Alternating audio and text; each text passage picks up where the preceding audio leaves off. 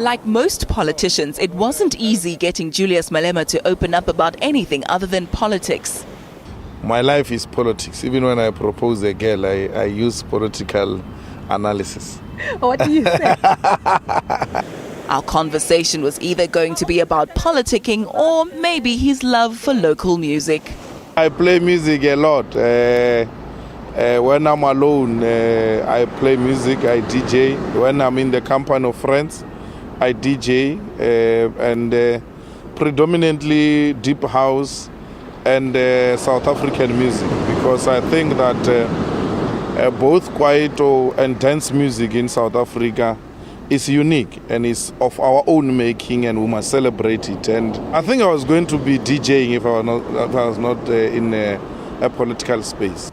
But the last place you'd expect to find Julius Malema is at a Western Cape beachfront. The man himself admits that catching a wave is not his thing.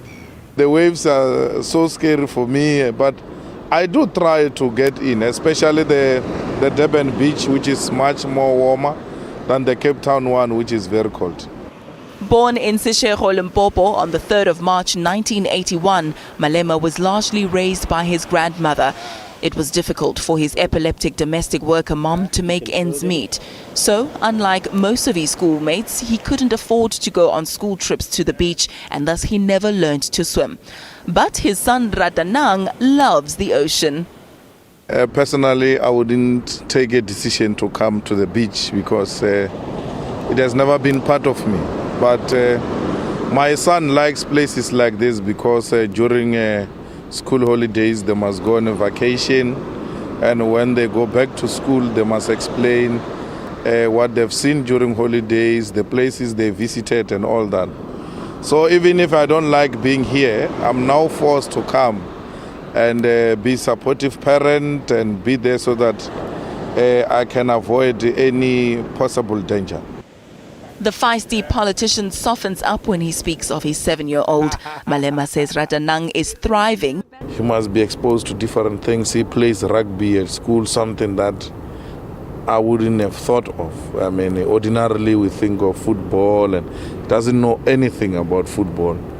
It's rugby, it's wrestling and all those. So, and he goes to a school which was only Africans. So they just introduced now English and English lessons and all those things. But the culture is purely white African culture in that school.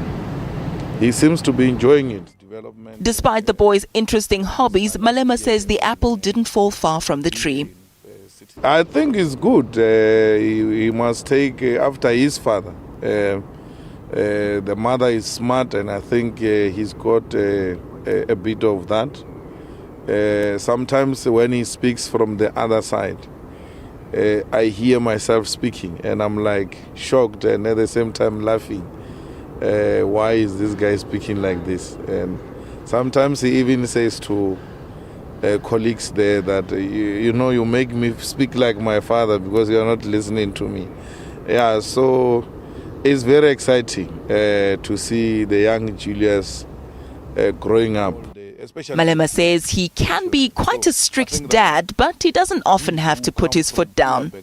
My son subjects himself to the discipline of the school, and he doesn't want to behave differently. And I've told him many a times, I don't want to be called to school because of your misbehaving and all that. Yeah, so when I actually said to him, I want to be called to your school because of your misconduct. He says, what's that? What's misconduct? And I had to look for something else. Oh, misbehaving. Oh, no, Daddy, I'm a cool guy. I don't have problem. Malema didn't know his own father, though, but says growing up in the ANC, he was never short of positive male role models. His grandmother and late mother have refused to divulge the identity or whereabouts of his father, and Malema says he has no desire at all to find him. The gentleman that they say is my father is one of many people who came to say, no, they are actually my father. One of them is from Soweto. He says, no, impregnated your mother when she was in Soweto. My mother was never in Soweto all her life. So you can see that I've got too many, fathers all over, and it's very good. I'm actually rich that people want to be my parents. So it's very interesting. I think I'm a cool child. That's why everybody wants to be my father. My mother died almost 7-8 years ago.